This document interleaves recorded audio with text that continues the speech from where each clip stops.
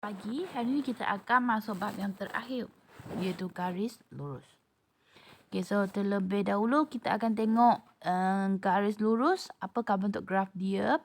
Dia adalah garis yang tegak macam ini. Sebab apa? Sebab kita tengok persamaan dia, mx plus c. Kuasa tertinggi bagi x hanya satu sahaja. Kalau x kuasa 2, barulah dia nampak bentuk kuadratik. X kuasa 3 barulah nampak S shape. Okay, jadi ingat untuk bab ini semua graf dia garis lurus sahaja. Okay, dan ini adalah persamaan garis lurus dia seperti yang kita sudah belajar form 2. Y sama dengan mx tambah c.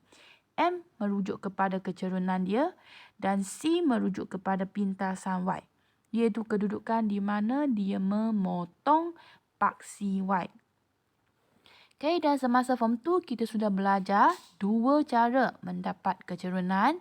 Yang pertama, bila kita dapat dua titik, kita boleh guna Y2 tolak Y1 per X2 tolak X1. Ataupun kita dapat pintasan Y dan pintasan X. Pintasan Y, kedudukan apabila dia memotong paksi Y. Dan pintasan X, kedudukan apabila dia memotong paksi X. Jadi kita guna formula negatif Y negatif pintasan Y per positif pintasan X. Okay.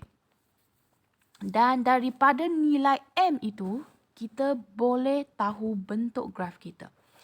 Jika M lebih besar daripada kosong, kata lain M itu positif lah.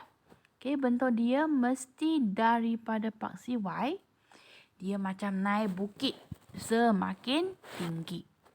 Itu M positif. Kalau M kurang daripada kosong atau negatif, dia mesti daripada daripada paksi Y, dia semakin menurun bukit. Kalau M sama dengan kosong, sebenarnya apa yang kita nampak dalam formula tak ada X. Okay, sebab apa? Y bersamaan dengan kosong X tambah C. X sudah hilang sebab darab kosong dapat kosong. Jadi kita hanya akan dapat Y sama dengan C. Jadi kesimpulannya, jika satu formula you tak nampak X, you hanya nampak Y sama dengan apa, automatically tahu dia garis mengufuk. Okay. Kalau dia M tak tertakrif, okay, dia tak ada Y. Kita akan nampak X bersamaan dengan H. Okay. Dan dia adalah garis menegak. Okay, dia hanya bergerak dari bawah ke atas. Okay. Okay, jadi kita sudah tahu M dan C. Sekarang kita nak cari nilai dia. Okay, dalam AB simple saja kita boleh terus nampak. Untuk cari kecerunan kita tengok nilai di depan X. Nampak 5 kan? Jadi kecerunan kita 5. Untuk dapat pintasan Y, tengok nilai selepas X. Negatif 9. Yang ini, depan X kita ada negatif. Negatif maksud apa? Negatif 1. Di belakang X kita nampak positif. Jadi positif 7 adalah pintasan Y. Okay, macam C pula, dia tak direct. Sebab Y dia ada perkali. Jadi kita bahagikanlah semua perkali. 2 dapatlah formula. So di sini baru kita nampak, oh depan X ada negatif 1/2. Pintasan Y adalah 8. Sama juga dengan ini. Barulah kita nampak, oh, kecerunan negatif 1/3. Pintasan Y negatif 7/6. Okey, sekarang kita nak tentukan nilai K dan H. Sebenarnya dia adalah persamaan bagi garis menegak. Okey, cuba tengok di sini. Okey, kalau dia tak ada Y, dia X sama dengan apa? Dia mesti garis menegak. Di mana nombor di belakang itu merujuk kepada kedudukan paksi X. Jadi K adalah negatif 5, H adalah 18.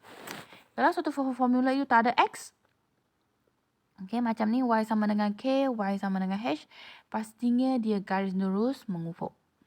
Dan K itu merujuk kepada pintasan Y.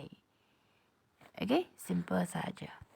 Okay, jadi kita sudah tahu formula boleh tulis dalam Y sama dengan MX tambah C. Sebenarnya dia boleh tulis dalam dua bentuk ini lagi. Ini tak ada apa kelebihan dia. Tetapi ini kita boleh dapat lagi maklumat pintasan X dan Y. X per A. Okay, nombor di bawah X itu adalah merujuk kepada pintasan X. Y per B. B adalah merujuk kepada pintasan Y. So, senang untuk kita nak lukis graf. Tetapi dia tak ada apa? Dia tak ada kecerunan. Dia tak ada kecerunan. Okey, kita tengok ini adalah contoh dari buku teks. Okay, untuk tukarkan kepada bentuk ini, first kita kena pastikan dia susun dulu X, like term X, like term Y dan nombor. Okey, dan ini sudah susun. Okey. 2X, 3Y dan 12. Jadi kita tinggal 12 tukar kepada 1 saja. Jadi semua bagi 12 dapatlah jawapan. Untuk ini kita kena susun dulu Y di depan, MX belakang sama dengan dan C. Jadi Y kita kekalkan, 2X kita kena pindah ke belakang, dia akan jadi negatif 2X. Dan 12 kita kekal di belakang sama dengan. Kemudian kita tengok perkali bagi Y, ada tak? Ada. Kalau ada kita kena buang semua bagi 3. Dapatlah Y sama dengan MX plus C. Okey, jadi kita cuba tengok muka surat 56. Okey, yang pertama, okay, dia sudah susun 4X, 6Y, 36. Jadi kita hanya perlu tukarkan 36 kepada 1. Jadi semua bahagi 36, maka kita dapatlah formula X per 9 tolak Y per 6 sama dengan 1. Okay, yang kedua pula, kita kena susun dulu Y di depan. Okay, 4X kita pindah ke belakang sama dengan kita dapat negatif 4X. Positif 4X pindah ke belakang jadi negatif 4X. Dah siap kita tengok Y. Ada tak perkali? Ada. Semua bahagikan perkali dia supaya kita boleh buang. Dapatlah jawapan. Y sama dengan 2 per 3X. Okay. Positif 36 per negatif 6. Ada dua operasi di sini. Kita kena settlekan sekejap. Positif negatif, kita dapat negatif. Jadi formula ni kita boleh nampak. Baru kita boleh nampak, oh kecerunan dia negatif. Kecerunan dia 2 per 3. Pintasan Y dia negatif 6. Sama juga dengan inilah. Okay, semua bahagi 24 dapat negatif X per 8 tambah Y per 6 sama dengan 1. So, di sini baru kita nampak apa? Pintasan X dia negatif 8, pintasan Y dia 6. Tapi tak nampak kecerunan. Kecerunan kita kena tukar bentuk ini. Okay, 3X kita kena pindah ke belakang. And then, settlekan perkali untuk Y. Semua bahagi 4 dapatlah. Baru kita nampak, oh kecerunan dia 3 per 4. Pintasan Y dia 6. Okey, ini pula kita nak tukar daripada bentuk ini kepada dua yang tertera di bawah. Okey, yang pertama, okey, kita hanya buang pengebut saja. Jadi, pastikan pengebut sama dulu. 6, 3. Kita boleh darabkan 2, 2 kepada 3. Sekarang sudah dapat pengebut yang sama. Jadi, sekarang kita hanya perlu darabkan pengebut di kiri kanan. Okey, jadi X per 6 kali 6 kita dapat X. 2Y per 6 kali Y kita dapat 2Y. 1 kali 6 kita dapat 6. Siap. Untuk ini, okey. Okey, kita kena susun dulu kedudukan dia. Y per X di depan. X per 6 kita kena pindah ke belakang. Jadi dapat negatif X per 6 tambah 1. Jadi, kita nak buang per 3. Cara dia kita darabkan semua dengan 3. Jadi Y per 3 darab 3 tinggal saja Y. Negatif X per 6 darab 3 kita dapat negatif 1 per 2X. 1 kali 3 dapat 3. Baru kita nampak kecerunan negatif 1 per 2 pintasan Y 3. Jadi ini contoh soalan. Yang pertama, okay, pastikan pengebut dia sama. Jadi ini kena darab dua-dua lah. Kita dapat pengebut dia 12. Dan kemudian darabkan kiri kanan dengan 12 supaya kita boleh dapat negatif 4X tambah 3Y sama dengan 12. Yang ini kita kena susunkan dulu. Y per 4, negatif X per 3 kena pindah ke belakang. Okey, dah siap kita tengok Y per 4. Jadi kita darabkan semua dengan 4. Dapatlah jawapan. Sama juga dengan ini. Okay. Semua darab 9. Jadi buang pengebut dapat 6x tambah y sama dengan 9. Ini kena susun dulu. Y per 9 di depan. 2x per 3x kena hantar ke belakang sama dengan. Jadi positif jadi negatif. Dah siap kita tengok 9. Y per apa? 9. Jadi kita darabkan semua dengan 9. Kita boleh buang pengebut dia.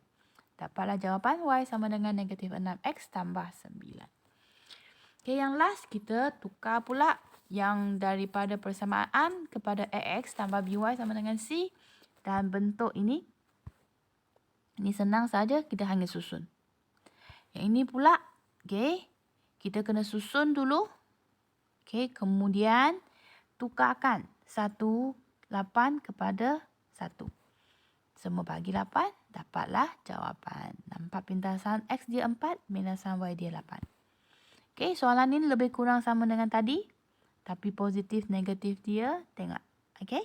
Jadi yang first kita susun saja. 2x hantar ke depan, jadi negatif 2x. Tambah y kekal, negatif 8 kekal. Siap. Ini pula, okay, kita susun macam ini dulu. Kemudian kita akan tukarkan negatif 8 kepada 1. Jadi semua bahagi negatif 8. Dapatlah x per 4. Di sini tambah y per negatif 8. Positif, negatif, negatif. Jadi ini kita boleh nampak pintasan x kita 4. Pintasan y kita negatif 8. Okay, yang ini juga samalah. Okay. Okay. Okay, sekarang kita nak tengok pula satu lagi teknik untuk mengenal pasti adakah satu titik itu berada di atas garis lurus. Senang saja, kita hanya perlu gantikan titik itu di mana, okay, contohnya 28, 2 adalah nilai bagi x, 8 adalah nilai bagi y. Kita gantikan, okay, contohnya sini y 8, x 2. Kemudian kita dapatkan nilai dia. Jika sebelah kiri dan kanan adalah sama, maka kita boleh kena pastikan bahawa luar 8 adalah berada di atas garis lurus ini. Okey. Tengok soalan. Okey. Adakah negatif 8, 0, titik M berada di atas garis lurus y sama dengan 2x tambah 18. Jadi y dia adalah 0, x dia adalah negatif 8, gantikan. Y 0, x negatif 8. Jadi kita kira negatif 16 tambah 18, kita dapat 2. Jadi kiri kanan tak sama. Jadi negatif 8, 0 atau titik M tidak terletak di atas garis lurus y sama dengan 2x tambah 18. Kita uji B pula. 1, 20. Y 20, x 1. Jadi kiri 20, kanan 2 kali 1, 2 tambah 18, kita dapat 20. Kiri kanan sama. Jadi titik M 120 berada di atas garis lurus. Okey, nombor 2 sama juga. Okey, tetapi sekarang bentuk formula yang lain. X, Y kita dua-dua ganti di sebelah kiri. Jadi X kita Y, X kita 3, Y kita 1. Jadi kita dapat 12 tolak 3. Kiri kita dapat 9. Kanan pun kita dapat 9. Jadi 31 terletak di atas garis lurus 4x tolak 3y sama dengan 9. Ini pun sama. Okey, jadi kita dapat sebelah kiri 10 tapi sebelah kanan 9. Jadi bukan. Okey, negatif 2, negatif 6 tidak terletak di atas garis lurus 4x tolak 3y sama dengan 9. Jadi ini pun sama, boleh cuba sendiri. Okey, kita tengok muka surat 60, kita sudah tahu apa? Kita sudah tahu cari M dan C dan kita juga tahu jika suatu titik itu berada di atas garis lurus itu, dia mesti memenuhi syarat di mana nilai kiri kanan sama. Jadi kita tengok A dulu, cari nilai H dan K. H dan K. H dan K adalah berada di atas Y sama dengan X sama 4. H itu ialah apa? H itu adalah kedudukan memotong paksi Y. Dia adalah C ataupun pintasan Y. So, daripada persamaan ini, nampak tak pintasan Y dia? Nampak kan? Kecerunan kita boleh nampak 1. Sebab depan X tak ada apa-apa, maksudnya 1. Di belakang X ada 4 positif. Jadi inilah pintasan Y, inilah H. Okey, kalau you tak pasti, untuk dapatkan pintasan Y, kita boleh terus gantikan X sama dengan 0. Jadi, gantikan, dapatlah H sama dengan 4. K pula adalah pintasan X, iaitu Y sama dengan 0. Jadi, sekali lagi ganti, tetapi sekarang kita ganti pada Y, kita dapat X sama 4. Okey, kita pindahkan positif 4 ke depan. Kita dapatlah X sama dengan negatif 4. Okey. Okey, sekarang kita nak cari N dan Q pula. N adalah pintasan X bagi 2X tambah Y sama dengan 4. Manakala Q adalah satu titik yang tak lengkap, di mana kita hanya tahu X dia. Jadi untuk cari nilai N, okey, kita boleh terus ganti Y sama dengan 0. Dapatlah N kita adalah 2. Q kita sudah tahu titik yang separuh. Kita boleh terus gantikan nilai X dia 1 ke dalam formula. Jadi kita akan dapat 2 tambah Y sama dengan 4. Jadi 2 tambah apa dapat 4? Y sama dengan 2. Dan Y itulah adalah nilai bagi Q. Okey, sekarang kita nak cari kecerunan pula. Kecerunan untuk garis lurus ini nampak je. Di depan X tak ada apa-apa, maksudnya ada 1. Jadi kecerunan kita adalah positif 1. Untuk ini pula, okey, kita tak nampak kecerunan dia, tetapi kita ada kedua-dua pintasan X dan Y. Kita boleh terus guna formula negatif pintasan Y per pintasan X. Jadi negatif 4 per 2, kita dapatlah kecerunan sama dengan negatif 2. Jadi itu sahaja untuk hari ini. Kerja rumah, lengkapkan latihan muka surat 55 sampai 60 dan snap gambar muka surat 60 untuk disemak. Jadi itu sahaja untuk hari ini. Sekian, terima kasih.